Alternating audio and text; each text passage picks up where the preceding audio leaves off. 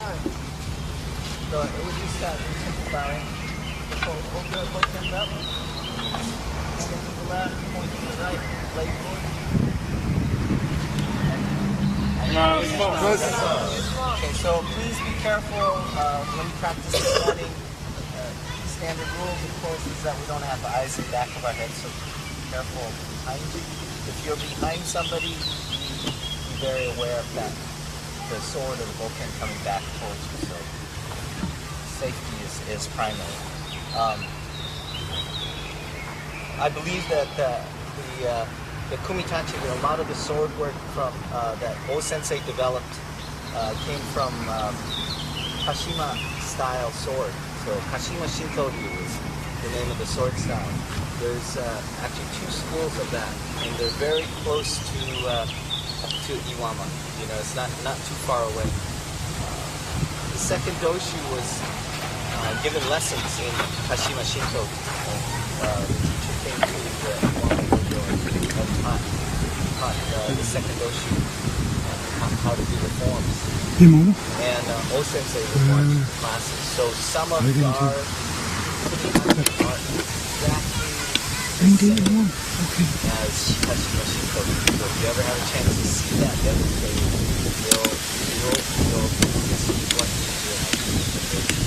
So the interesting story is that on one side of the river of where Kashima Shinto-ryu is, there's a Japanese river right near the airport, by the way, if you ever go to Japan. On the other side of the river, there's the Katori Shinto-ryu. This is two different schools of swordsmanship. It would have been interesting if Sensei had that style of sword come to Iwama to teach it. Would be doing totally different things. So it's an interesting projection. So the left hand, the little finger and ring finger hold firmly at the base of the bokken. You don't really want any of the hilt or the handle sticking out. It's better if your little finger overlaps the base just a little. Your hand can hold in this position, but the most ideal position is that the handle of the bokken cross from the little part of the little finger part of your palm to the index finger part of your palm. This is the most efficient way to hold it without using finger strength. So I'll tell you a secret. I'll tell you a secret on the camera. The secret is that I tried to figure this out for a long time, but the person that said it the best is a guy named Sam Snead. He's a golfer in America, and he wrote a book. It's like really thin, and it says the 5 secrets to golf. I don't play golf, so I didn't really care about that. But the only thing I cared about is he said how to hold the golf club, and he goes, run the handle of the golf club from here to here, and I went like this, and I went like this, and I went Sesei. It's amazing. So if you hold the bokken like this is not so good, right? If you hold it here so that it goes across the diagonal of your palm, this is the proper way to hold the bokken. So this is something to remember. Little fingers hold always. Ring finger holds fairly strong. Index finger, middle finger, very good. And that way when you come up, you come down. So when we do this movement, this is the first sweep.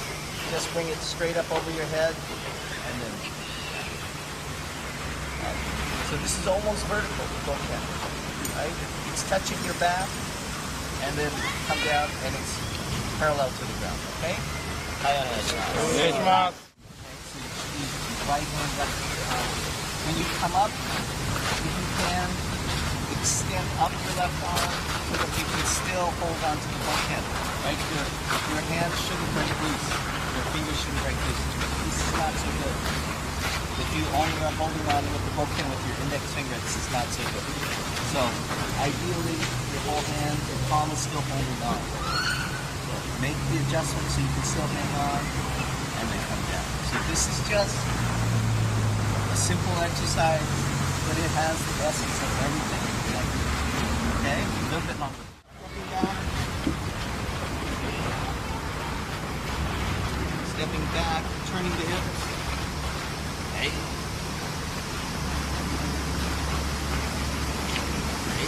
Okay, try that out. The second thing that is open to much interpretation, right? So I only say that because I'm confessing something else.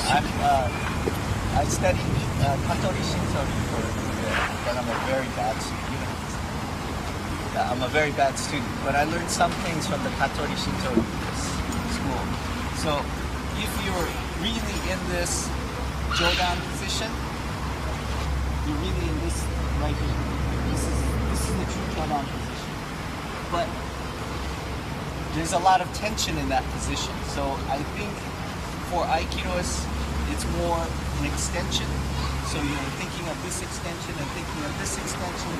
So you can be very generous as far as holding it up. It doesn't have to be, it's very, very specific in the Katori school. You have to touch the handle to your head. And so this is very, very different. The Aiki version comes straight up. You have a good extension through this hand, a good extension through this hand. Open the hip, right?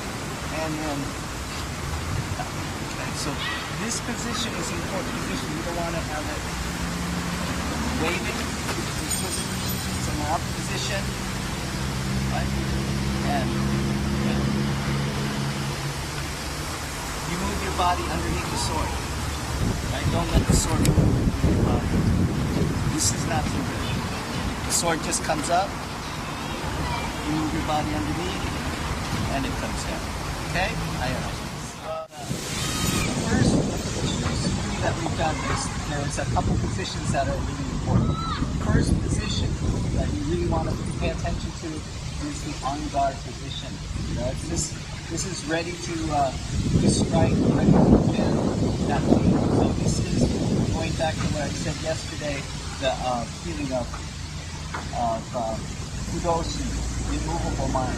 That is your unrelenting mind, solid, like a statue, so you're just really solid. So from this position, you want to be able to move. So with the first sukuri, the second position that you want to have in mind is right here. There's nothing in between. It's just here. Then third position is the zanshin. So those are your marker points. So think, oh, okay. From most of the time, once you get the original on guard position, we don't necessarily have to remember that. But this position, this position. 1, 2. So that's the first. On the second suburi, again you start from the on guard position. Then we add Jodan come out. Then back to this position. Then finish Zanshi. Okay? Try that out. So second suburi again. So a really important point is that up, moving from here to here, there should be no tension in your hand. It should be fairly relaxed. That's why that grip in the diagonal across your palm is important. So there's not too much tension in the wrist or hand, and right only at the end is there's some tension in the arms and the end of your grip. Okay, so I was always taught that it was like wringing out a towel. But have you heard that saying? It's like wringing out a towel. This works. I don't know. So with the thing that was always strange to me is that this is a towel, a wet towel. In California, I was taught to wring a towel like this. But so I had a really hard time trying to understand what that meant when you wrung out a towel using a bokken. This doesn't make any sense. Then I watched some of the Japanese, and this is how they all wring out the towel. Okay? So they all start with the palm up, and then they wring the towel by wringing the hands over the top. Everybody, backward, I want the ladies to do it. They all do it. I asked them. They all do it. Okay. So that's basically what we're doing, right? We're doing that of almost the palm is up. It's really not, but it's side. And then when you finish, the hands are over the top. But don't forget to keep your little finger locked onto both hands, okay? So we're going to look at the third. So you inhale, hold your breath, and inhale, hold your breath, inhale, hold your breath, so use this as a breathing exercise. Don't try to gesture.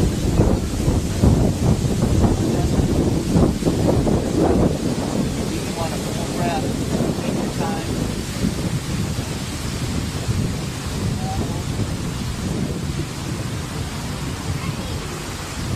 Fully exhale. You should empty your lungs, okay? Don't make the mistake that we're practicing swordsmanship.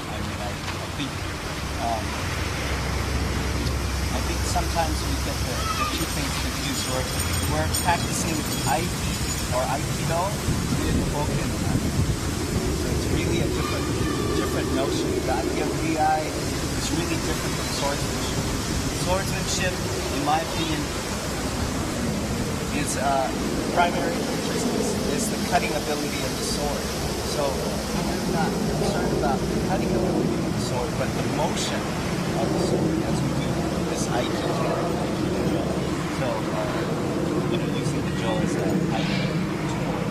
So,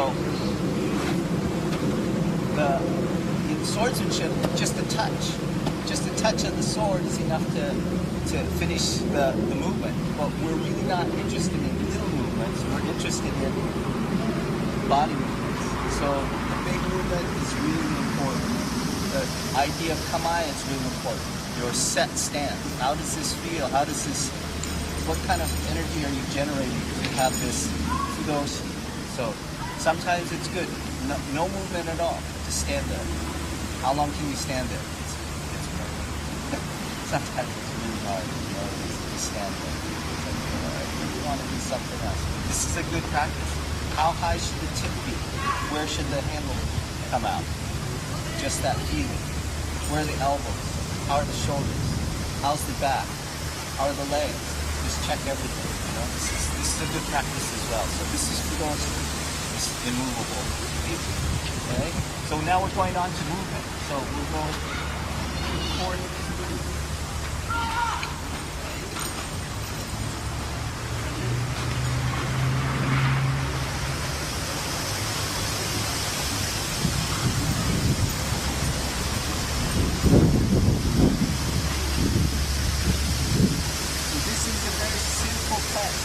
Straightforward, straight up and down, movement, from a step. As you come up, advance a step. As you come down, this back leg moves just a little bit, not a whole lot. One foot raising, the other foot is off. So just tiny move. Touch your spine, come parallel. Okay? Do it 5. This is a difficult one. So traditionally, so I'm making little changes, okay? So those of you, what is this guy doing? I hope you see what I'm doing. So normally we do the 4 saburi in this fashion. Right? So now I'm going to ask you to do it in reverse. So.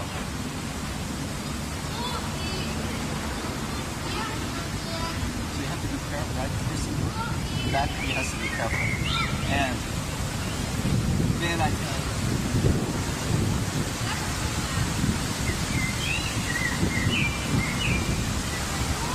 Okay? The backward practice seems like, oh, what is it thinking? But think about it. When we defend, what are we doing? Not quite the full stroke, but definitely this notion, so it's a good practice.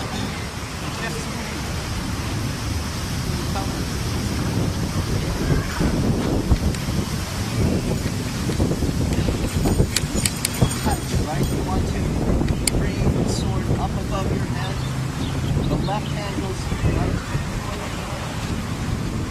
The right hand goes to the back of your head, and the sword touches your spine, and then cut. Same position. Left hand to the middle of your head, right hand to the back of the head, and then cut. Okay, so piece 5.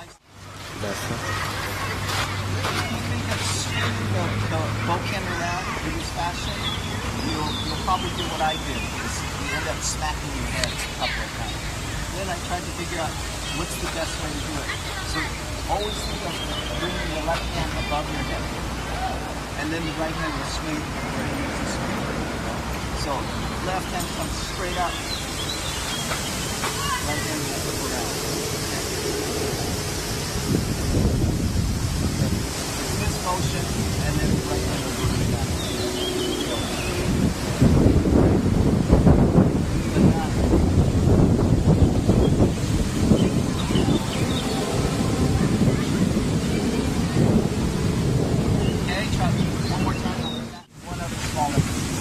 That is, when you start the movement, start by moving your hip. And if you move your hip enough, your foot will want to step. And if you step, then move your hand. And then step. Start to move your hip, right? If you move your hip enough, your hand will have to, your foot has to move. And when your foot starts to move your hand. But don't initiate the movement here. This is dangerous because now you're open. So,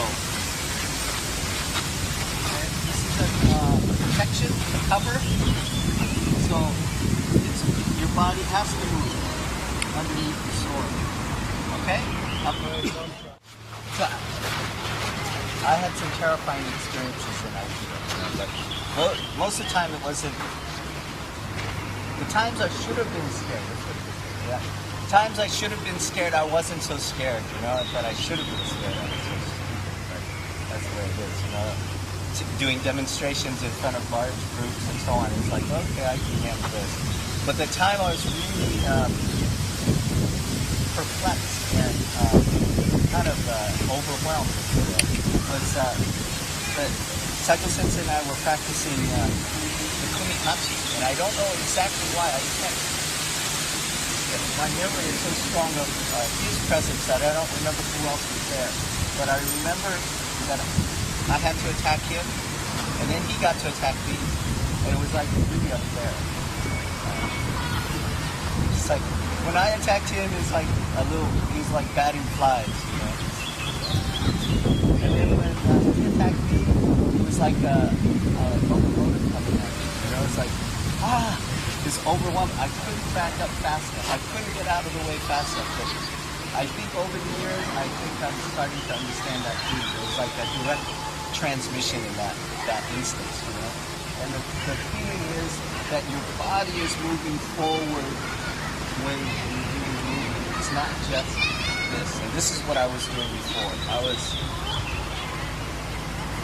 And so steps are small, You're not really advancing. If you set your hips, then your steps. Those are 2 steps, right?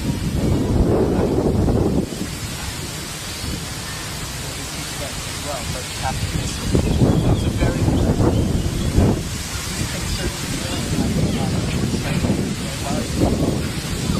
go real slow. I'll do that too. After that,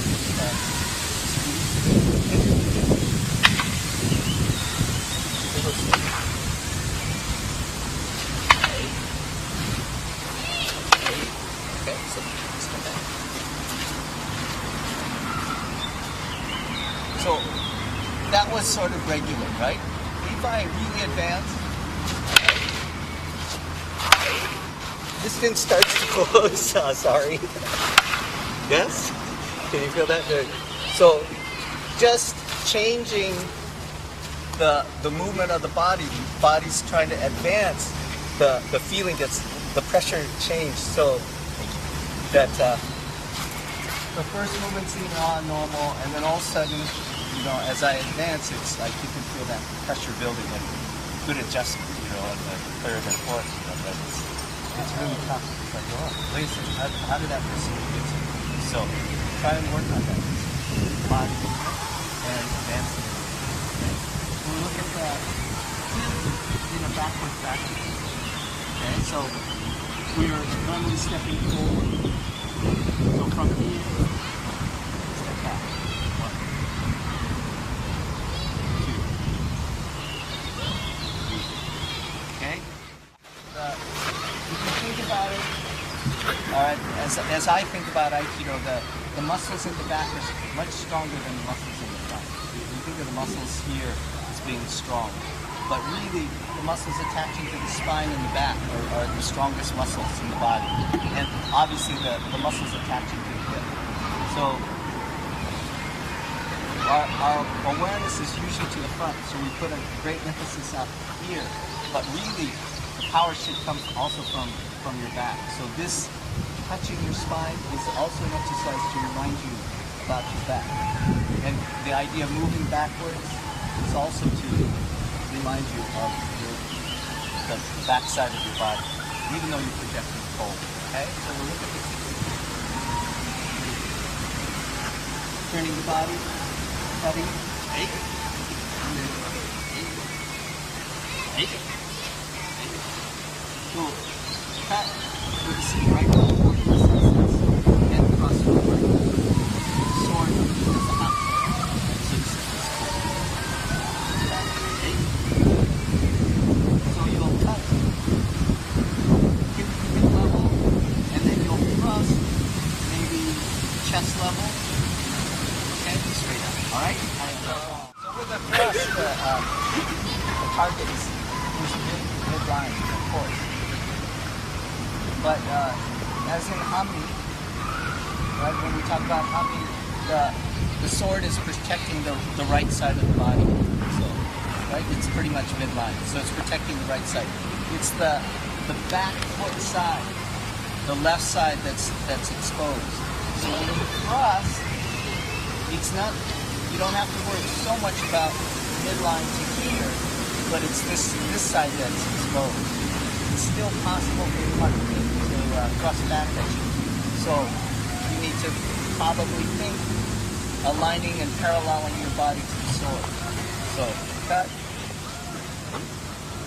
thrust, and are my shoulders and hips parallel to the sword as much as possible. That means you're going to lose some extension here possibly, but don't worry about that.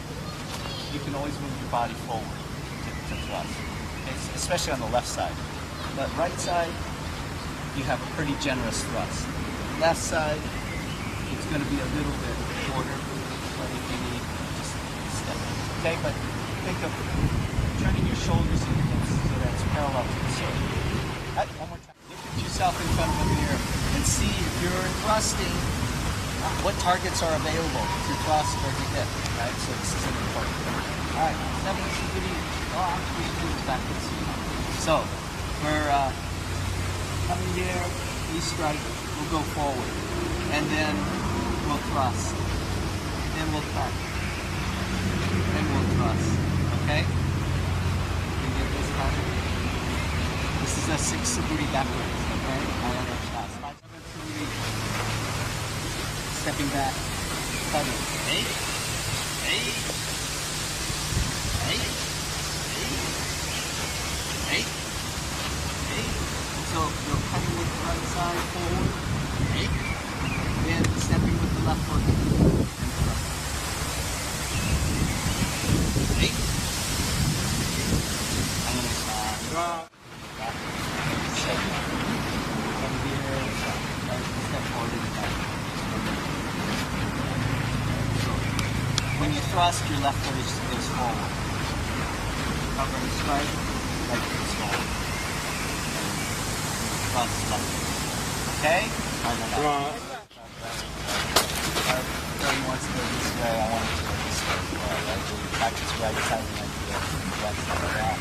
Why not, if you go forward, why not go back? You know, so this is just a practice. Nobody's written this down. Play with it if you want. It's just whatever you want to do. So we're going to do a 4-direction cut. Now the 4-direction cut that we're going to do is based on Shirata Sensei's Boken form, right? So he has a kata. I mean, it's a really long kata, and I'd love to show it to you. But I can show you the 4-direction cut easily. So the 4 directions that we're going to go are very similar as if you were doing taijutsu, right? Just empty-handed arts, right? So with Boken, normally if you do 8-direction cut, the directionality is different. So this is more like empty-handed, okay? So watch one time and then follow along. So we're going to start at right hanmi, and then you step left hanmi. 1, 2, 3, 4, then you step 5, 6, 7, 9, pivoting on the left foot and stepping back. There's actually 10 movements to the 4-direction cut, but I really like this. I really like this 4-direction movement because of the symmetry of it. You go to the right, you go to the left foot, you know, and so on. It's really feels good type of practice, and it's not a hard one to do. And it gives you a clear direction, sense of directions to move. Last Sensei. So we're going to do a couple awase exercises.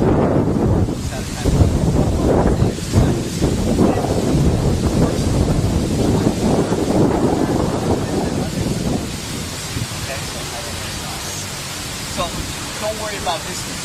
We're not worried about real distance. So Master Sensei is going to cut straight. I'm going to step off to the right. He cuts again. So these are 2 separate movements, okay? So you want Kamae again. Come back to Kamae or on guard position. Okay, so I'm cutting his midline to his waist. He's trying to cut where I was, okay? Sensei referred to as shochikai. Shochikai in Japanese, if you're not familiar with it, is the pine tree, the bamboo, and plum blossom. So shochikai. So culturally it's a really good it's a good luck expression. You know, it's a symbol of good times to come. Sho is the pine tree, which is like long-term, enduring, steadfast. Chiku is the bamboo. The bamboo grows quickly, but it's very flexible. It has expansive characteristics. And Bai is the plum blossom. The plum blossom is it's the very first tree in Japan to bloom. So you'll see nothing but winter, and then all of a sudden, one day those pink blossoms burst open, and it's like, oh, spring is coming. This is good. This is good. Even the rest of the landscape looks dead and not ready to be springtime yet, you know. And so the other significance is that the plum blossom has 5 petals, just like our hands. So this expression is the feeling of the plum blossom. Right? This. And also the plum blossom symbolizes heat, energy. So it's invisible energy, and all of a sudden one day the plum blossom opens. So this is that characteristic of energy. So we'll be expressing that through these sort of, they're all sort of things you all know and okay? So that's the same. So the first movement is short. It's very clear cut. He cuts, I cut. He sees that I move, he cuts straight again. This is chiku. This is the bamboo. So then I go to the left side. Shou. Chiku. Okay. So we'll go left side twice, or right side twice, left side twice. One more time. So 1, 2, and then you come back to kamai, and then left side. Okay? I think your smoothie was really very good. So everybody's smoothie is right, spot on. So you may have some problems, but the general movements are good. Your body movement is really good. When you start practicing with a partner, even in Owase, sometimes things get all little crazy. Your body tenses up, shoulders start hurting, neck starts hurting, and so on. So as you do your movements, try and remember the same kinds of things. That is, put simply, that as you raise your arm up, the elbow should be pointed pretty much straight forward, and as you come down, the elbow should be pointed downward. So if you leave your elbow off to the side, or if you stiffen up your elbow, your shoulder will definitely be affected. So let the elbow drop down, the shoulder will drop down. And on left hanmi, as you're cutting, if you overextend here, this happens again. So this is bent, this arm is bent. The left arm, the elbow should probably touch your ribs. So this is an easy way to secure it. Okay? On the right side it's slightly different, but left side, the sword seems to drift in a little bit, come in. But this is a natural curve. So in many forms of swordsmanship, the sword actually makes this arc like this. This arc is the same arc that we should do in AIKIDO all the time, right? But we don't always think of it. But this is a true arc. So. And if you practice that, it feels more comfortable. Your shoulders will be more relaxed. Hopefully your neck will be relaxed. The small of your back will be relaxed. Hips, legs, settle in. Okay, so continue the practice. Step on one side. And then, okay, I understand. So this becomes a little bit dangerous. So when you're going to add a thrust, so this is like a thrust. The thrust, please aim for the upper chest rather than the throat or the face. Okay, just for safety's sake. So we'll aim upper chest, right near the throat. Okay, I understand. Now please be careful of your distance.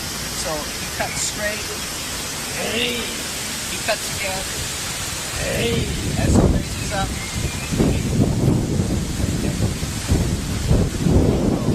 And 1. And 2. And. So if he drops his wrist and I turn my blade up, we'll be able to cut the wrist. This is a good distance. If it's too close, this is not so good, because even if he drops, so it's some difficulty, right? So if you want to play distance, that's the distance to play. The edge of the very end of your sword should be able to reach your partner's wrist. So up at the same time, down at the same time. Up, down, up. Okay? And then the other side. Oh no, you're right. Right. And 1. And 2. And. Okay? Try that out. Oh no, the normal, right? The normal is just a half turn. Yeah. The normal. I was just playing with this art, That was just showing off. Just to cut the wrist. You don't need to cut the wrist. It's really a thrust. So, and then it's just to illustrate the point. How close should you be? You just thrust. So the real essence of this, once you understand the movement, because the movements are not complex. If you know the Kimusubi no Tachi, this is really the sense of the Kimusubi no Tachi. This is like a shortened version of it, don't you think? So it's nothing new, nothing that you haven't done before. But the essence of this is the timing. Not only the timing of the cut, but the timing of the upward movement. So when your partner comes up to strike you and touches their spine, you should be up touching your spine. Same time. And when they come down to cut, you should come down to cut at the same time. No broken rhythm, no syncopated rhythm. It shouldn't be cut. It should be cut. And up at the same time, and down at the same time. Just like a Swiss clock, you know? Everything together. But not mechanical, but just easy. Up, down, up. So that way you can have that easy time. As they come up, you can come in. So please try it one more time, Nasa Sensei. So but go slowly and feel, relax. He comes up. Hey. So really, that's my practice, is to try and match my partner's movement. And each movement is precise, and then as you feel comfortable, you can speed it up as you go on. But go slowly first, because the timing is crucial, okay? Allow your body to drop naturally. As you cut, allow your body to sink naturally. The Aiki step, I made up this step. The Aiki step, in my definition, is like if you have a can here and you want to stomp on the can, this is like an Aiki step. That is, normally when you walk, you put your foot down, then you put your weight on that foot, right? So if you step like that in Aikido, this is not a good kind of step. You want to lift your knee up and put your weight on that foot as you step. So think about it. Right? This is an odd thing, but this is an Aiki step. It's not. This is nice, you know. It feels better on the knee, but really, it's your whole knee comes down. Everything is simultaneous. As your arms come down, your weight comes down. So you can patent that Aiki step, the trademark Aiki step. I don't know what it is, you know, but you lift your foot up, raise up, and drop down. Think about it, you play with it. I tell you, you'll probably go, okay, I understand what this So let's change exercise, okay? So one more awase. One more awase. So she cuts, come up, she cuts. One. She comes up again. We're coming into the by movement. Then by release, she cuts. And then cut. Okay, so it's only going to be asymmetrical, only one side. So only go right side. So she comes up, right? I step, right? And then release. Right? So this is like the Ibuminage technique. Okay, so one last time. So I step to the side, right? Up. I come up. The movement is to lift your hands straight up so I can close distance and then come around and cut. Okay? Aikido is really strategy. We think of it as techniques, but it's really strategy. So Saito Sensei, I think, was a master strategist, you know, at times. He was just remarkable in the sense that oftentimes we'd be pondering a question really long and hard. How do we formulate it? How do we ask this question? And then we ask Saito Sensei the question, whatever it is. And he goes, well, and he hesitated maybe half a second, 1 second. And it's as if he's been thinking along with us, you know, how to solve this question. And he goes, well, you know, how you do it is this. And he'd always answer. And I'd go, how did he have such a quick answer? But his mind was such that his strategy was always like Aiki. You know, his mind always thought of Aiki. So when he was doing some business in Iwama, it's always Aiki kind of thinking. You know, it's like, oh, I played him Go one time. He says, do you play Go? I said, not really, Sensei. He says, let's sit down. He says, I haven't played in 10, 15 years. And so, you know the game of Go? Yeah? The black stones and the white stones? So, you know, we go. Maybe 15 moves in, 20 moves in. I look and went, I think I've lost, Sensei. And he goes, yes, you've lost. It's like, only 15 stones into the game, and it's like I'm a terrible player, but I could see, oh yeah, I get 2 of his stones, he gets all of my stones. You know, you're like, okay, this is it, you know. So he has a great sense of strategy. And so Aiki, when we do these moves, you always want to think of the end result. What is the end result? And then sometimes it's helpful to go backwards from the end result. If I want to do irimi nage, how do I get into that irimi nage? So think of it going backwards. So the exercises that we did going backwards with the squeeze, there's an analogous reason, you know. So this is sometimes helpful. When you do this movement, cut, touch, I need to go to the left. So how far over should I go? Well, for me, since I know I'm going to the left, I'll probably at least hit the center line, maybe cross over just a little bit, so that this movement. So play with that. It's very difficult to cross over the line of a sword.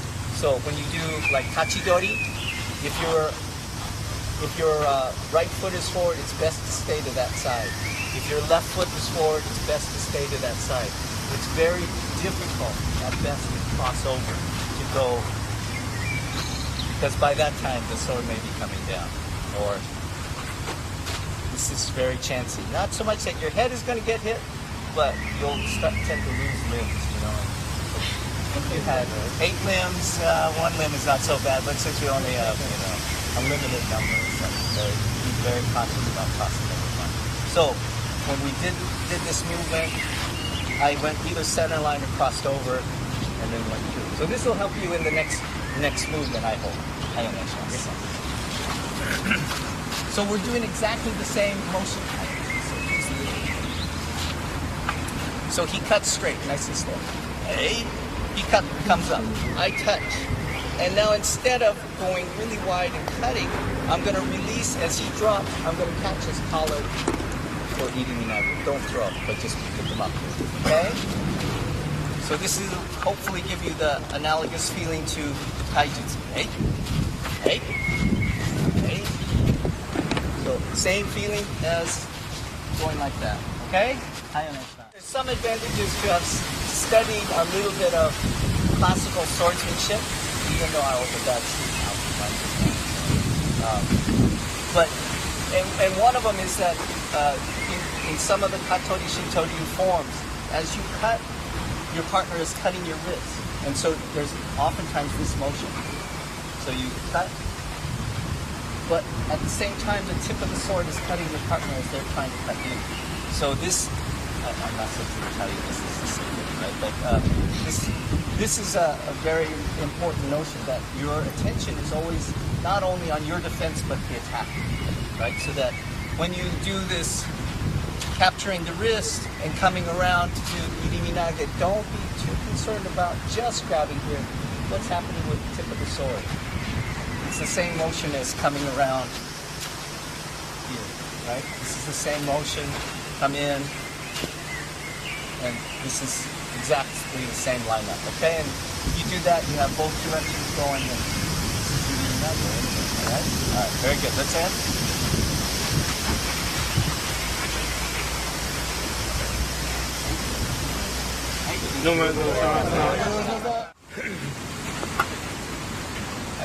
I'd like us to start with just a very simple exercise. So please put your hands at the end of the jo, and then move to one side, come back to the middle, and then move to the other side.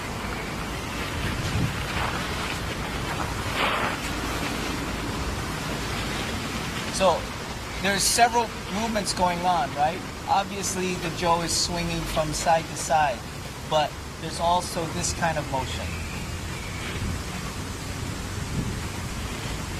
Not huge, not a big, it's not a strike, but it's coming in. Coming in. And your hips are dropping, right? You're turning, feet together, not so good stance, dropping. Then dropping. Okay, this is just a simple exercise, okay? Play with that. This exercise. So you need to find the middle of the jo, okay? Find the middle of the jo easily. So here's physics. You just keep moving your fingers like this. As long as it's balanced, then let me do it. Okay? So, it took me forever. In Japan, Saito Sensei told me, he goes, very important for you to know the ends of the jo and the middle of the jo. So I go, I got the ends. Okay, I got that. The middle, and I knew that it would change with each one. So I go, okay, maybe I can feel it. You know? So it was really chanting. Then I looked, what's that? No, this is the middle. Okay, how can I figure that? Then one day in the dojo, many years later, a physicist comes in, he goes, oh, you want to know where the middle is? Go like that. This is it. So I'm passing that on. But it's important to know where the middle is. Very important to know where the end is. Okay, so put your hand in the middle, please. It doesn't matter either hand. Calm down. And in this instance, I'm holding it with my right hand, and so I'll be right hami. If you're holding it with your left hand, please be left hami. Okay. So I'm gonna just bring the jo over. And then bring it over. So you know this movement, but you want your wrist relaxed. You want this motion generated by your body. Smooth and easy. You'll know when your wrists are too stiff because it won't want to turn over. And as you relax your body and relax your wrists, you can go a little bit faster, but don't worry about the speed. But you don't want to let go, right? You don't want to just hang on with 2 or 3 fingers. Your whole hand should be engaged. And when the wrist or hand gets tired, you can swing aside. This is just an exercise, how to use your body. So you can gain speed not by swinging your arm, but by turning your body and letting your arm fall over. Got it.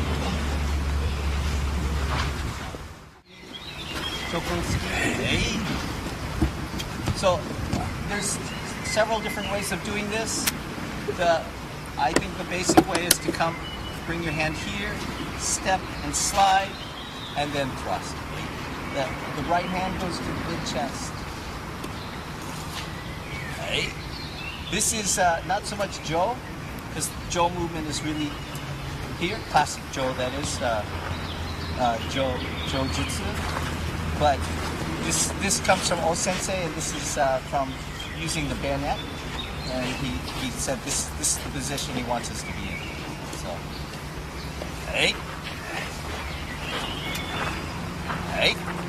So the skill is to learn where the middle is, sliding the hand, stepping, and then leveling out the jo and thrust.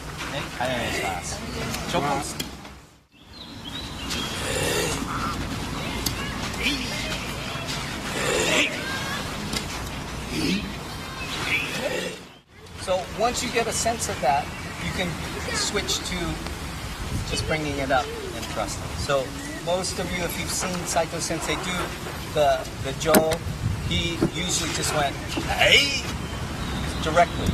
And so people are going, well, why are you doing this? He's, he's been doing it a little bit longer. So he's been doing it maybe 30, 40, 50 years, Saito Sensei. So he has the privilege of just popping it up into his hand and then thrusting. So go slowly if you want to bring it up, and then thrust, okay? Aishitsuki, the right hand goes top down.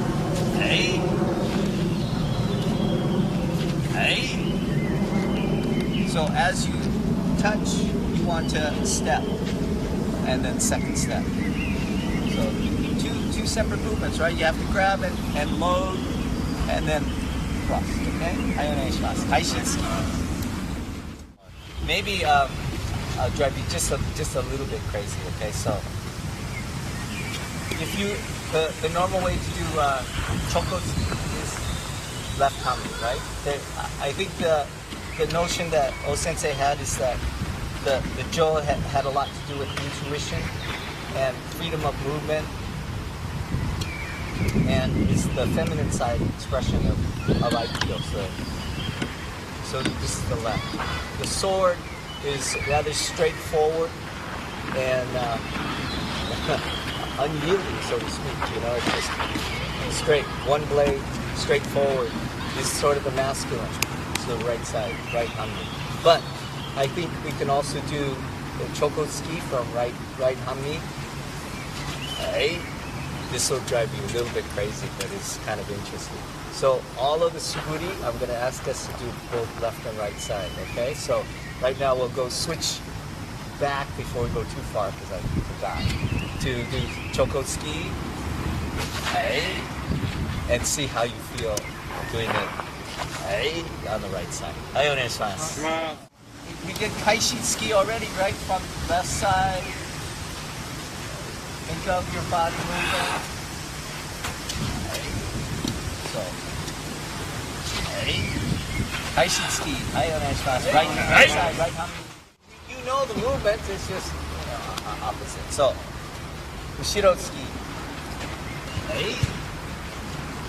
So, Ushiro ski, I'd like you to step back and touch your left forearm at the same time. Open that hip and then thrust back. So you will look back just a brief moment before you thrust, okay? Ushiro ski in the Sensei. What I'm thinking is that it's like you're loading a spring. The spring is your torso. So as I bring the jaw back, I'm loading the spring. So the upper part of my torso is still facing this way, the lower part is this way, and now I let the upper part go back with the lower. So this is that torquing kind of motion, or loading a spring like a spring toy. You know, you push it down and it clicks, and then it springs out. So this loads it, this releases it. So it's not really an arm thrust, it's a torso thrust, okay? The other side's just as fun.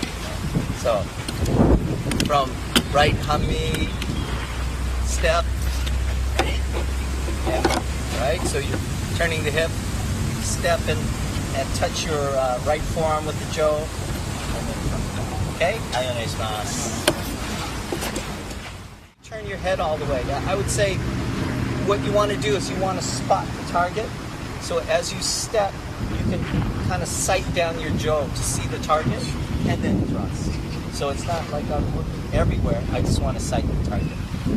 First person is in front of you, and then you want to just sight down that way, okay? Like this. I see. So start in left hammy thrust. Hey. Step back. Hey. Hey. Right, so you come in, thrust. Hey. Pull it back. Hey. Step forward and strike. So the way I think about it is that when you strike with a sword-like motion, the arms work in this fashion, right? You make an arc, and the arms move in this fashion. When we do a geidangaishi, the arc is a horizontal arc. So we're doing the same thing, but here, rather than vertical.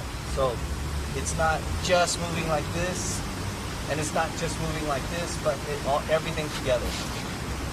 Okay, so ski, hey, gedan, low position, gaishi, return. Okay, thrust. Right side, so thrust, hey, hey, hey. So this is much easier, I think. We have this in many more places. Hey, hey. Hi, good, please. Ski, gedan, gaishi on the right side.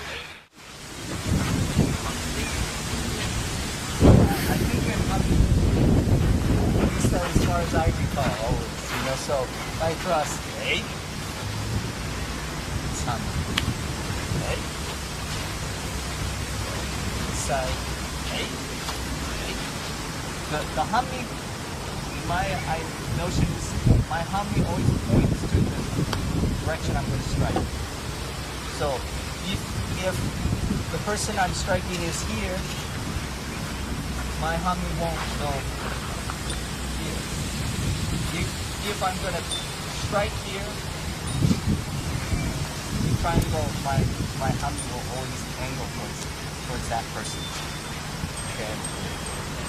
Does that answer? You're really not parallel. Yeah, so you're thinking that. But almost like this, even though. But think of that, you're not thrusting. You're on a tactical practical. Ski Jonangaishi. Right? So this is, I want to explain, this is there's some fundamental differences of doing the transition. So the basic is each 1, 2, 3, 4. Okay, so thrust, right? You protect and cover. Then you strike. Right? So this is really like Katai Keiko, right? Right? Right? Okay, so try that out, please, and then we'll go to the other exercises. Real fundamental. You thrust, right? You cover. The cover is between 45 and further. Then the hands come together. The jo turns around. The jo now will align in the same direction as my hambi. Then the left hand strikes down or slides down. Then I strike. So 1, 2, 3, 4, 5. Okay? This is Katai Keiko. The next I want to show you is more for flowing or hayagaishi. So you cross your hands, immediately go to the middle. This is not so much a defensive position as a striking position. So hayagaishi just needs to do this quickly. So is to strike. So this is really not an interim motion. It's not a great protection motion, but we can practice it anyway.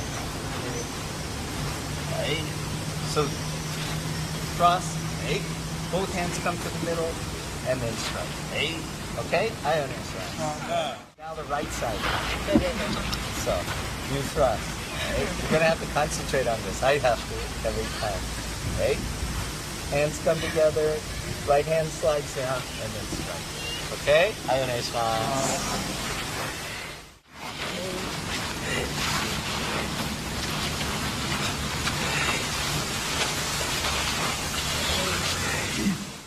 I'm not going to torture you with all of the suguri left and right sides, but give it some thought and play with all of them with left and right sides, okay? So we'll do komi and komi.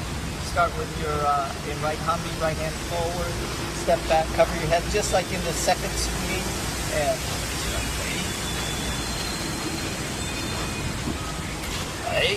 okay? So, Rengoku komi. So this is a continuous strike. Stepping back, striking. Right. So you want to be able to continue this motion. As you drop down, your legs compress, your hips compress, and they go down so far that you want to come back up. As you naturally want to come up, cover your head and then strike. Okay? I don't think I always did this, but in the last couple of years, I really feel it's an important thing to do. Is touch your spine on the second strike. So you're here, you strike, touch your spine, strike once, turn, touch your spine again, and then strike. This seems like a real nuisance at first, but this will guarantee that you're aligned straight up and down. Sometimes when we do this motion, the first strike is good, and then the second strike ends up just a little bit off the side of the head, whether we know it or not. This guarantees that it's dead center, okay? This is basic. So stepping back, turning the hip, striking. Hey, pull it back. Hey, striking well. Strike. Hey, pull it back. Strike well. Okay?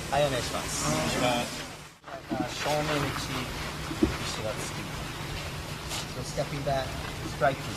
Hey, rising and thrusting to the rear. Hey. So please, as you strike, same. As you come up, slide your hand back. Bring the shoulder high and thrust. Okay? So know that when you thrust to the rear, that you should should want to practice different levels. Remember that historically, Saito Sensei invented, if you will, the suburi to help people remember how to do the jo katas. So if you think about any strike, is it a high thrust? Any strike, is it a medium thrust? A strike, is it a low thrust? You should be able to do all those levels. So it should not be restricted. You know, these are codified, if you will, in 20 forms. You know, the 20 jo suburi, but there's many variations in between. So you should be able to strike high. You should be able to strike low. You should be able to thrust high. You should be able to thrust low. You should research these things, you know, but try and embody the basic move and then see what else is there. So if you can strike high, you should be able to strike low. You should strike in the middle. You should be able to strike low and high, etc. Okay, so we're looking at yakuyo kome ushiro. So cover and strike. Hey. This is a low thrust. Hey. Okay? I know you'll probably ask your teachers, how should my feet be? Is it, am I in hami or not hami? Which hami should I be in? Where should my feet point? So this, I'll throw some controversies about that. Answer too much, okay? So, gyaku yokome no shirozuki. I'll start in hami, right hami. I'll step, left hami, and then thrust. So most of the time in a thrust, your feet are almost parallel. Not really in this hami. But for some reason, it feels really good to stay in hami with this shirotsuki. So step, hey. Okay, play with that a little bit more. I think it should be no problem with you all. You all do a lot of jo and boken work. So it's not something that you need to work on a whole lot as far as mindfulness goes. So, do most of you know the 31 jo kata? Okay, so we'll go slowly and go through it. If you don't know it, just pretend you know it. Okay, okay, so if you don't mind, we'll go real slowly a couple of times, and then we'll change the rhythm of doing the 31 jo kata. Okay, so if you don't mind, I'll say it in English, and then we'll switch to Japanese in a little bit, okay? 1, 2,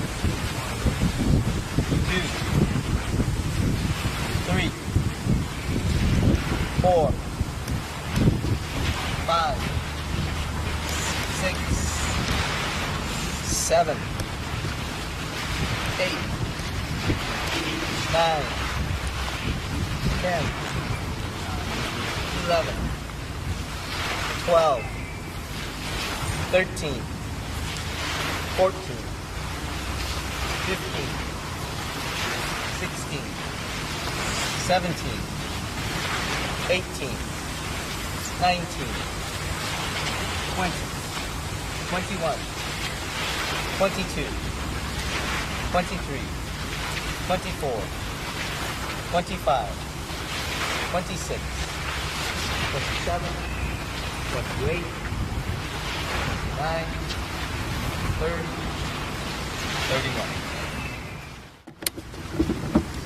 1, 2, 3, 4, 5, 6, 7, 8,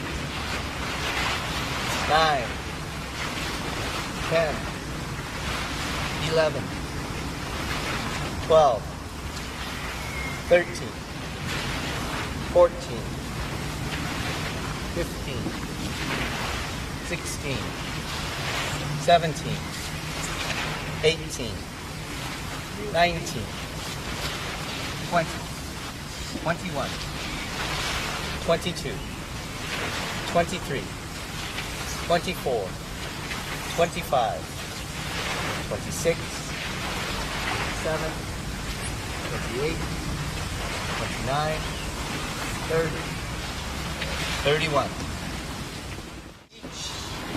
1, 2、3、4、5、6、7、8、9、10、11、12、13、14、15、16、17、18、19、20、21、22、23、24、25、26、27、28、29、30、31。Okay, good. So when you begin, breathe,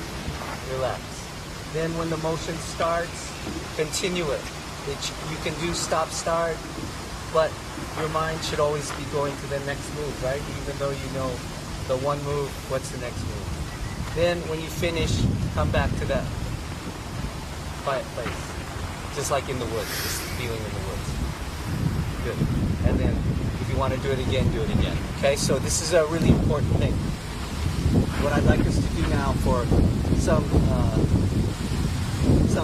short time is to change the rhythm. So we'll try and roughly do 3 movements as one connected. So it'll look something like this. 1, 2, 3, 4, 5, 6. So nothing hard, but just slightly different rhythm rather than one movement, okay? So we'll do it in Japanese. It sounds like you're more comfortable in Japanese. Okay. 1, 2, 3, 4, 5, 6, 7, 8, 9、10、11、12、13、14、15、16、17、18、19、20、21、22、23、24、25、26、27、28、29、30、31. So at the end things get kind of blurred together, sorry. Okay, they're not quite clearly the 3, 3, 3, 3.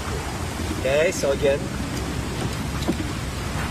1, 2、3、4、5、6、7、8、9、10、11、12、13、14、15、16、17、18、19、20、21、22、23、24、25、26、27、28、29、30、30。Have you ever seen that before, Last Sensei?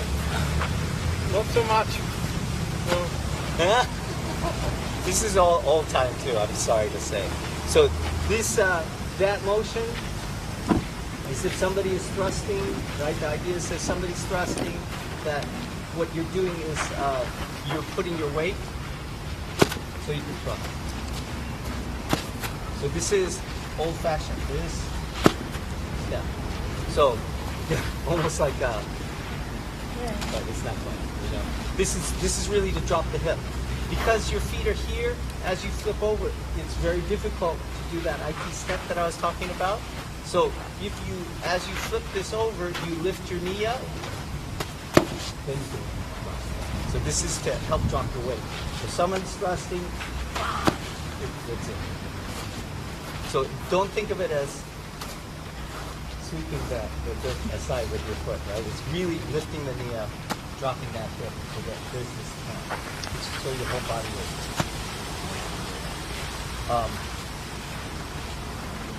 Where else do you see it? You see it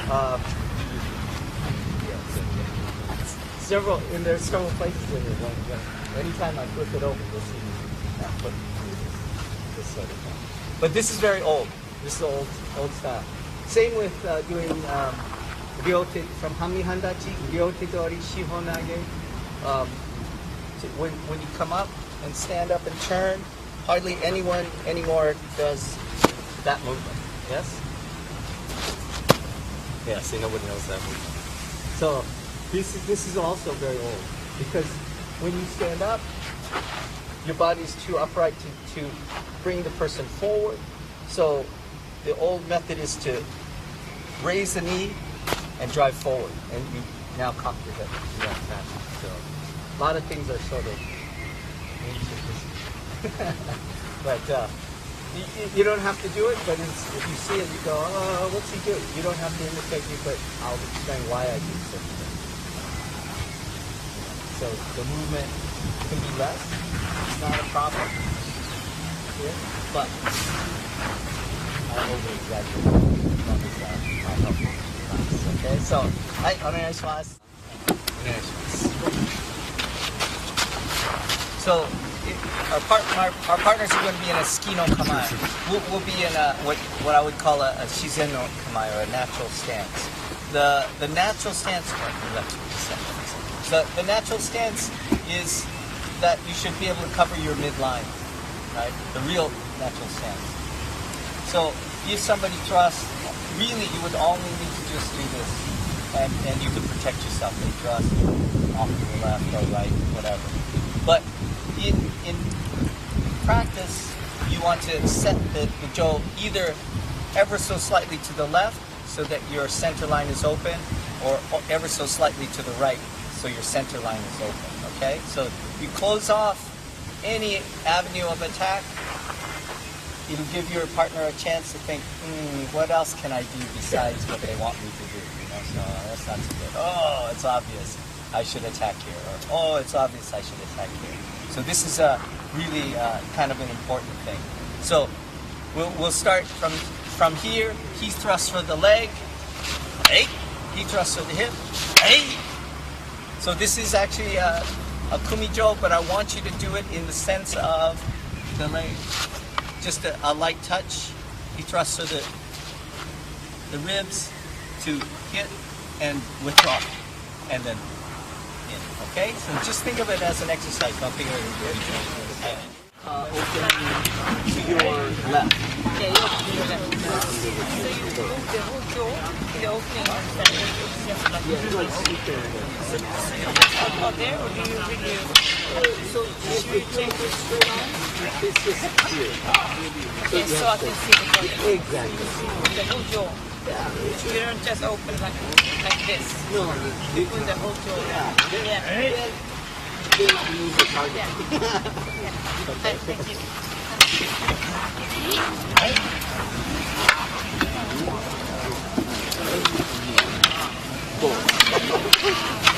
I'm going to open and yeah, well, that's me. We'll both be in ski no kamae, okay? So this is an interesting thing. You want a little bit more distance in this, I would say. Just say where you are. If you're too close, if he thrusts now and I thrust, I actually might hit him. So I'm a little concerned. So please take a little bit more distance. You see right there. So the distance I would suggest is about here. That way when he thrusts and I thrust, I can fully extend. So the practice that is good as far as basic movement goes is that you have a full extension and you feel comfortable. You shouldn't have to pull back, right? And yet you obviously don't want to hit your partner. So this is a good full extension for me, and it feels comfortable just as in the screw. So what we're going to do actually is he's going to still thrust for the leg. I'm going to hit the jaw here and then thrust in. So this is the slow movement. Right. So it goes 1, 2, and left foot swings, and then thrust. All right. In the older days, you know, when we were doing this these type of movements, we'll finish one with one last one.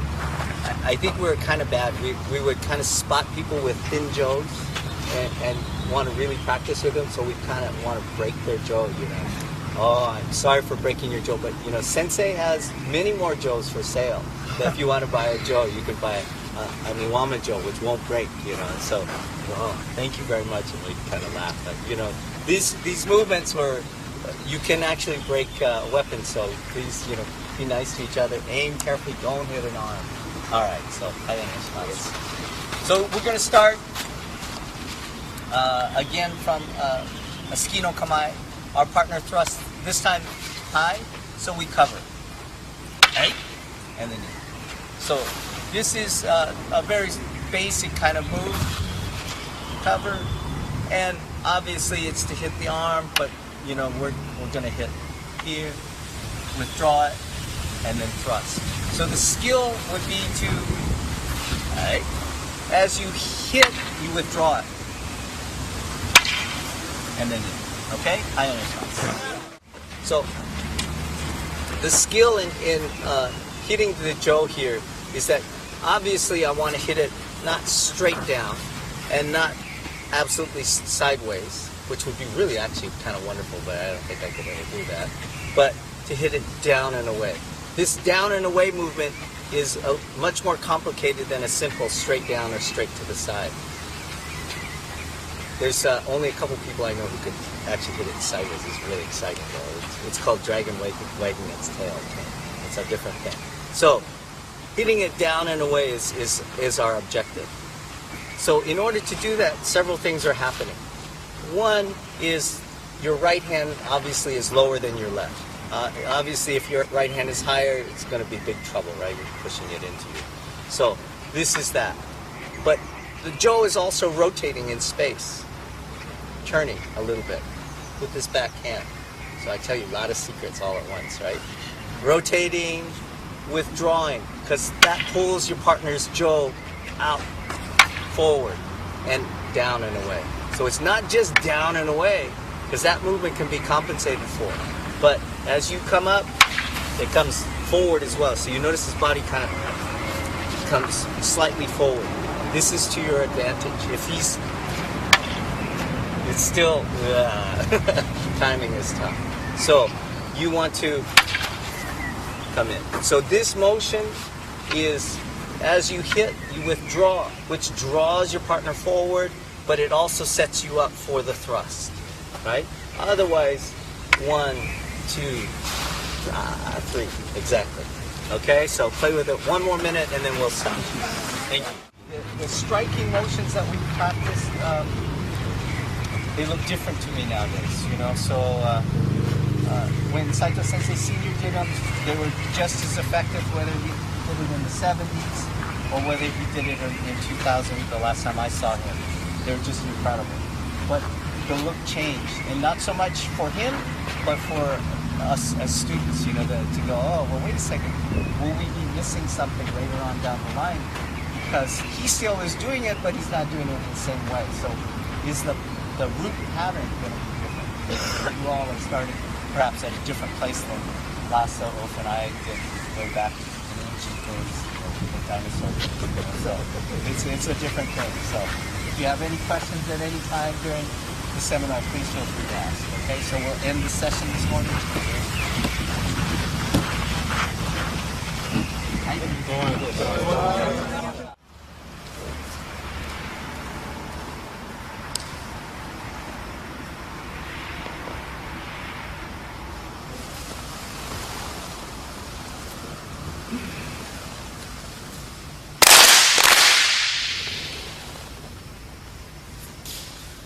As we stand up, let's spread out, loosen up a little bit. Nice and easy stretches.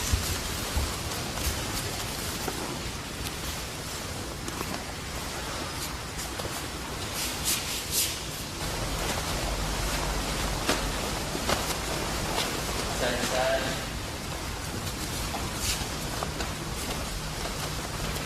Two-step.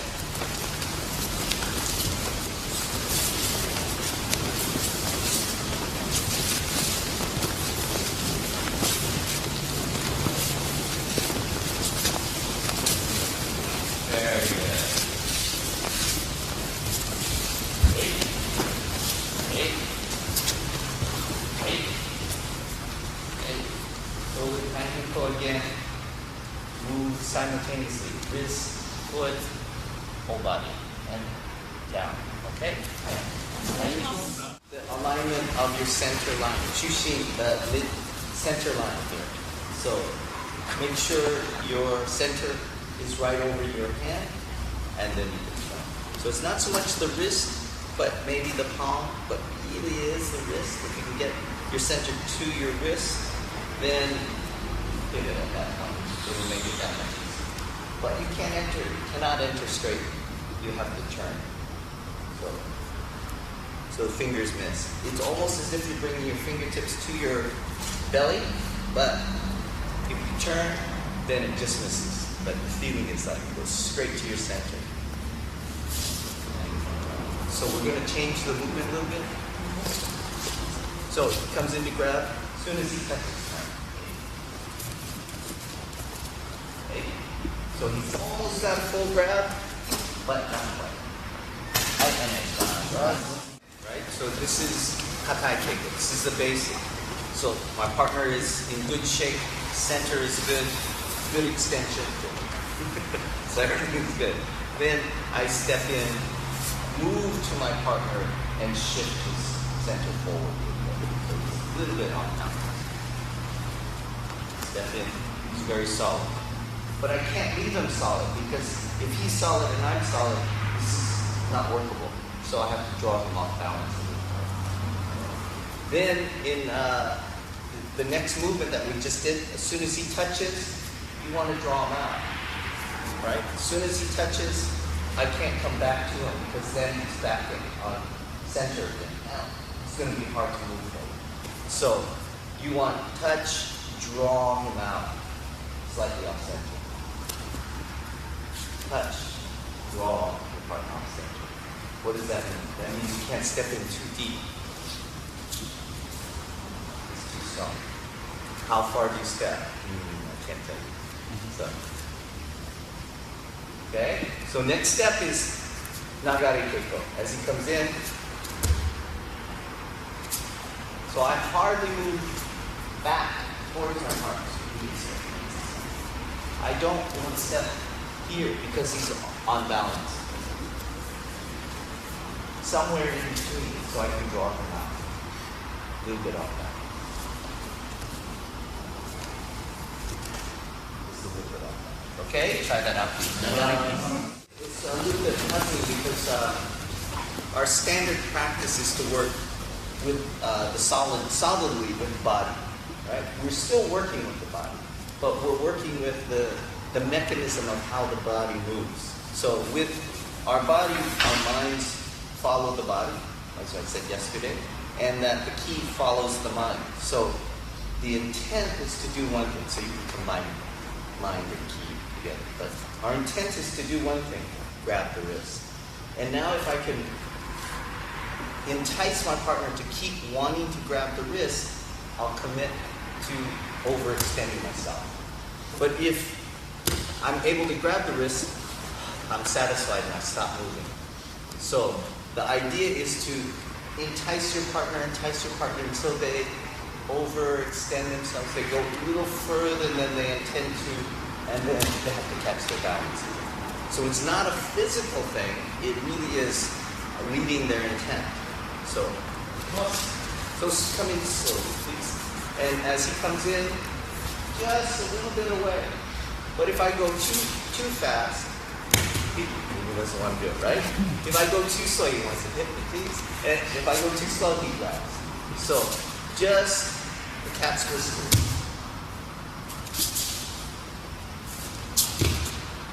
So it's not speed, it's just feeling the intent.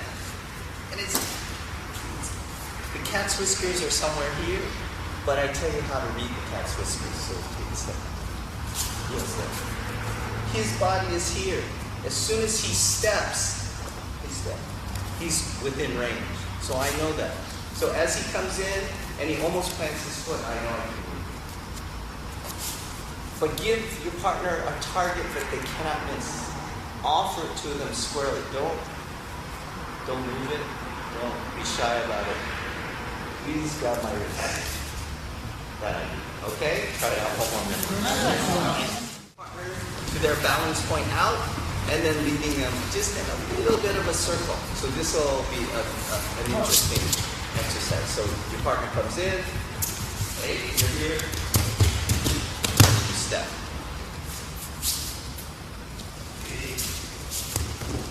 Now the step is a very odd step. So once I turn here, I'm going to advance with both feet, but the inside leg is going to advance more than the back outside leg. So I'm making a circle, but you don't want to go like this. So oftentimes you go, but this is a different kind of circle. So if he grabs, he's stable and I'm struggling with him. So I need to constantly have my partner come forward.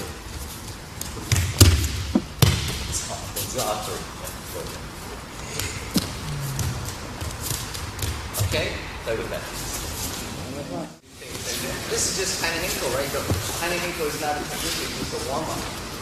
But it has many good qualities to it. So use this to your best advantage. Learn how to move. The Iwama way of moving in a circle like this is very different than some of the other styles. You'll see this much more flowing movement. This seems really awkward, but in fact, if your partner is really strong, you can move them easily. And that's not to say you can't do it any other way. This is just a very good basic way to get your partner to move if they're really heavy. It's really solid. Then you can always move them. If they're flowing, then you can move almost any direction and in any pattern. It would be fairly easy. So we're looking at Yoko Menichi. Yoko Menichi is going to strike the very side of the head. Thank you. Okay, so very good. So my partner comes in, I come up, hey. So this is just the basic pattern for a moment. As he comes in and comes up, I come up. I want to cut down just as you cut down with the sword. Up, and eight. Okay? Try that out. So you can do it any way you want, obviously. But this is much like the sword. So as my partner came up, right, as we did the earlier practice today, they came up, I came up, and then I cut down. So what's the idea? The idea is that as we both come up, my partner comes down and I can come down on top of their strike. And same here. As the person comes for Yoko Menichi, I want to come up. I want to come up as high or higher than their strike so that I can come down on the strike. If they come in and at a lateral angle and I meet it, whoever's stronger is going to win. So I always thought it was just a matter of making my arms stronger, but then people seem to get bigger and bigger and I didn't grow anymore and I couldn't figure out how to figure this out. So it's not about strength, it's about this kokyu.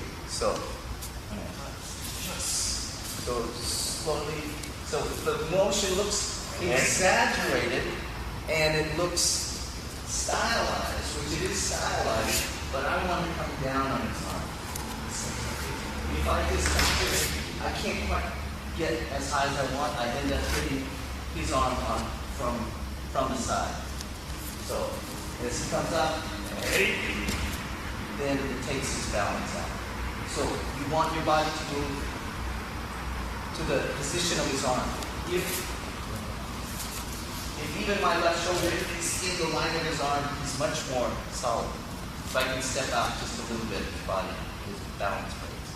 Okay, try that out. One more minute. So, my partner strikes. From here, I'm going to turn my body and rotate the arm. This arm pivots in this pattern. This hand picks up.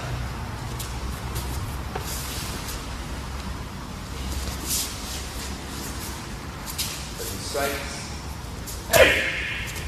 This hand turns. This hand picks up.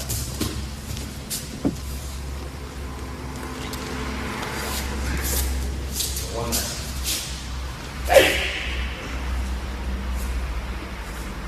Just change your hand. Okay? The feeling is when you make this defensive move, and what is the feeling with the arms? The feeling of the arms is like you're going to take a roll. This is just a real simple. Here. Here. If you took one step, you could take a roll easily, right? It's that kind of, you're not changing your arms. So don't think of it as a fold. You're protecting your head. They're striking your head. So you stop that movement. If you go like this, they're going to strike your head. Especially if you go quickly, bam, they're going to strike your head. So you cannot protect your head with this other hand. This is the hand. Then this picks it up.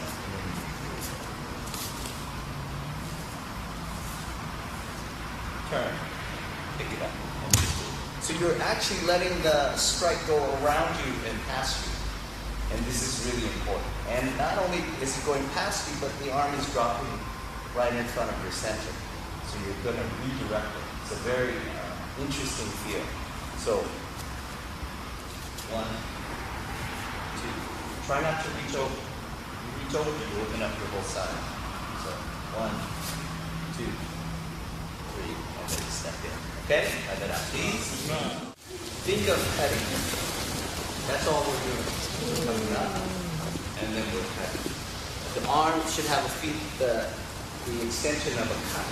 You don't want to overextend it. You don't want to meet the arm to stop it, because this 90-degree position is not a good way to stop a strike or a blow. Basic karate like this, right? This kind of motion, they never use it. They never use it. They'll use it. This kind of motion, which is not the same as this stopping motion. The real application is here.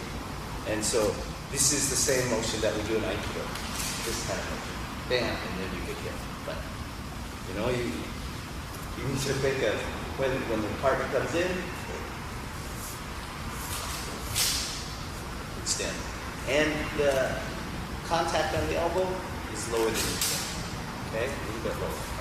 So if he strikes, right? As you turn, right? Be patient. Wait till it's in front of your center, then attack. He strikes, right? Comes across, right? You start to grab here, you start to reverse it. So be patient. Wait till it's on the downswing. Okay? 1 minute. Right? And that is Yawarakai version. We can do it Nagare version better. It's really crazy. Maybe a little dangerous. So think of your arm as a either bamboo or willow branch. And so as it hits, right, stops the attack. As soon as you feel the attack, it's just too flexible to stop it. So it begins to do that motion. But you want to make contact. So this is the motion. Right? But it's a little bit more fluid. It's not stop and then turn. Okay. So as my partner strikes, I begin that motion. So there's no hurry, but it's no stopping. Okay.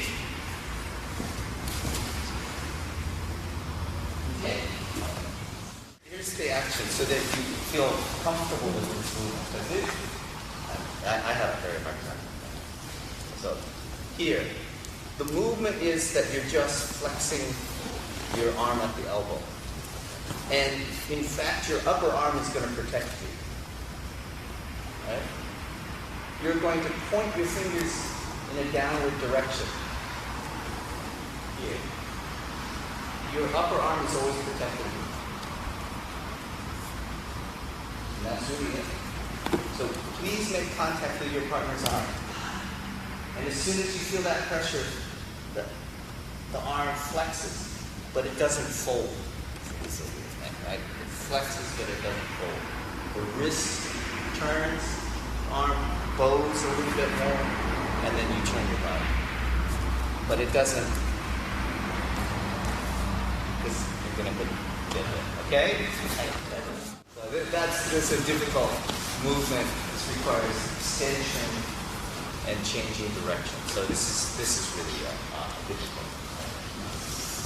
So as my partner strikes, I just step and then step. Okay. So very simple kokuchinage. This thing up, down, cut. Right, just cutting. Alright.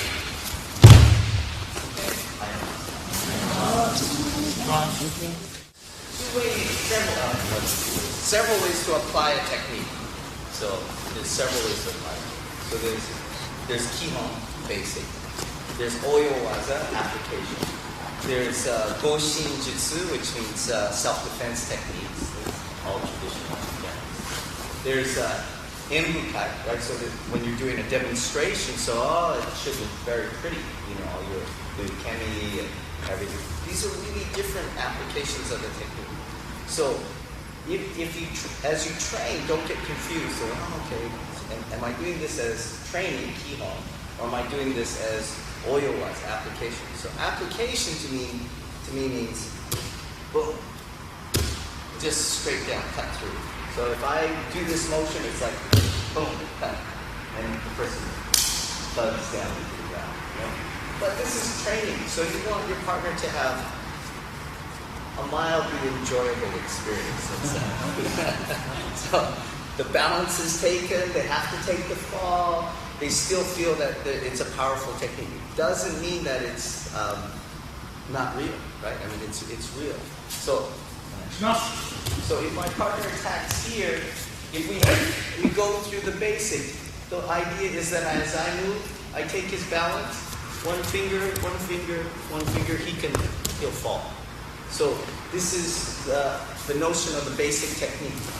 So I'm not really pushing him. If I do that, we get stronger. It's this extension, and finally he's out. Okay? So you want to move wide of your partner's shoulder, keep that extension going out the arm, redirect his center and his power here, and through. Okay? Let it happen. So as you cut down, because our forearm, this part of the arm, has 2 bones in it, if you push in the middle, it'll just fold.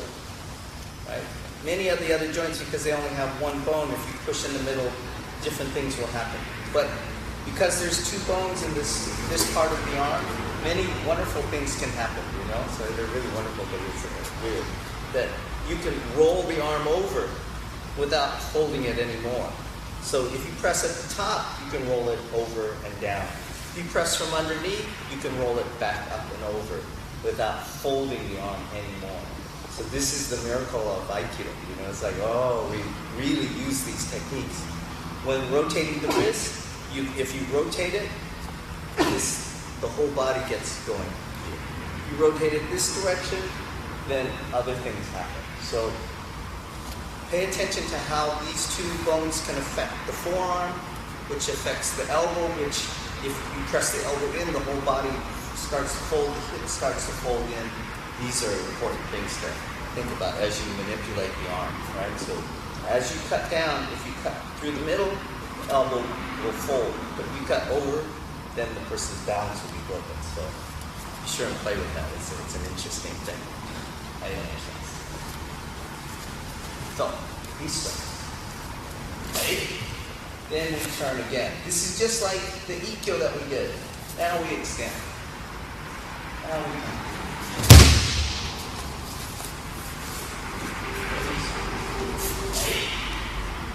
turn. Okay? We just spend just a little bit more time on this, okay? Even though we spent an awful lot of time eating yesterday. So you remember the exercise yesterday that we like just the one hand coming in, up, over, and then through, and then go. Your hand wants to do that kind of motion. Think of a leaf falling, this kind of feel. So you're going to step, right? Come in, right? This hand comes over the top, through, and that draws your partner.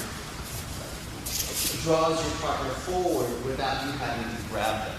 This motion pulls your partner in. All right?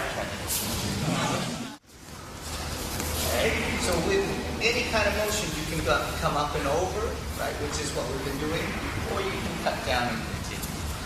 So this is what we'll do. So you enter wide, right, over the top, cut. Continue to cut in front of your center. Pick up the hand.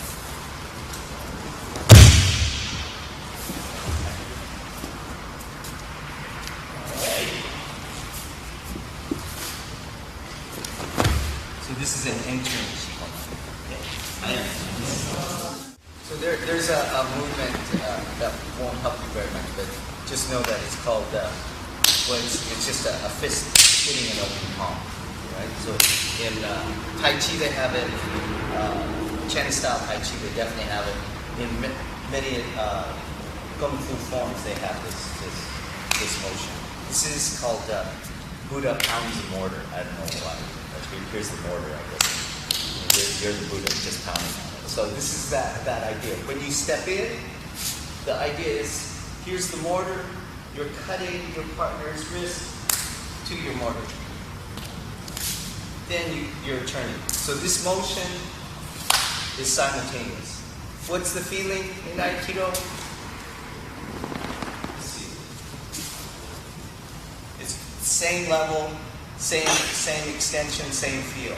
So as you move, then you step to the foot. Okay? Does that kind of make sense? A little slow. Right? Boom. You've done two things. As you cut down in front of your center, you change hangi. Now you're safe from attack with this other hand. Then,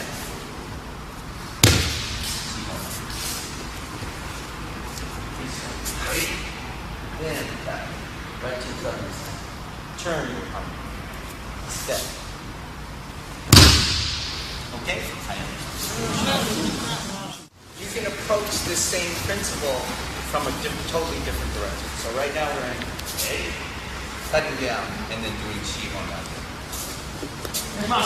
So slowly, he strikes. This time you step back. Now we're in almost the same position. Then turn. Then put the edge.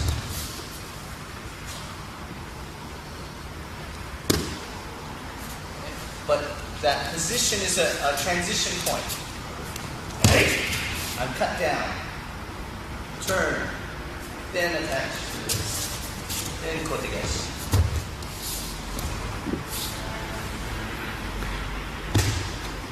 Nice and easy. So the question was asked, and the question was, is this more basic or is this more basic where you cross over the hand? So these are two separate versions. They're both basic. But what we just did, previous to this technique, was shibonage. So for me, the lead-in is exactly the same, right? Oh, so shibonage here. Or do we step back and then do kotegashi? So the only reason I did this one before the other one is because we did shibonage. And this is exactly the same movement. So why learn a new movement to do different things? So this is my thing. Okay, so is one more basic? No, it's the same. It depends on what you're thinking. So person strikes, think, then come around. This is the same as.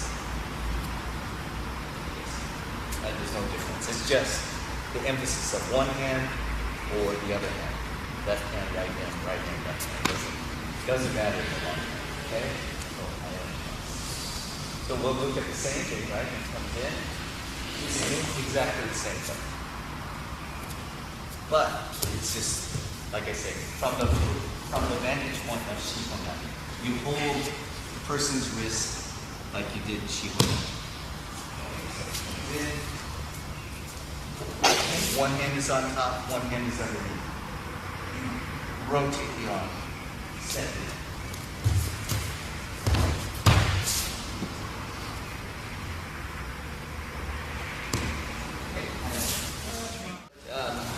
There's a great tendency in kotegaishi to pull the arm. I think everybody does it. I know I did it for the longest time. And when I didn't do it, it felt really weird. I mean, I thought you're supposed to pull the arm. So we'll go really slowly. And this is typical, right? Okay. But if you do this, you figure, okay, well, I need to move him around now. So you end up. But then he's coming into you, so this is dangerous, right? So this is your only alternative. Pulling, the other side wants to come in, so you have to be careful of that. The solution is the wrong end. It's not this end that you have to get it, it's this end. So if you come into his shoulder, his body will have to move around you and the arm. Okay? So I'm going to enter, plant the foot, and rotate. And you'll have to come around that way. Okay? Play with it one last minute, please. He has a problem at the start next to me. I'm not drinking he's drinking his arm. It's almost the way you can't do it. I wish I could do that. Possibly, huh? I think possibly. So there's many ways to get into that. So if for instance my arm is here, it's very difficult to move from this position. But it's partly trapping the elbow, partly extending to the shoulder. You feel that? So I'm trapping his elbow and then extending up to his shoulders so his whole body rises up. So was this like the pickpocket guy? The guy who was trying to pick Sensei's pocket? Yeah. So maybe something like that. Or maybe he had some kind of yonkyo like that. I don't know. So it's like so I have no idea. But possibly, possibly. But yes, it's very important. This feeling of doing it, this circle, is you're going behind the shoulder joint. This is a really odd sort of idea. And you want to enter to the center of activity, right? To the center point. And around that center point, you want to enter from behind. Because in Aikido, we really don't pull. So if your arm is here, in say like a fist for punching, to pull you is really hard. But if I can get behind and push you through, it's easier to extend. And I haven't even moved my feet yet, right? It's just a thought. So I'll step in. If I pull, but now I'm going to make contact on his arm, and extend. And just move just a little bit. Okay? So, something to play with. Let's take a break.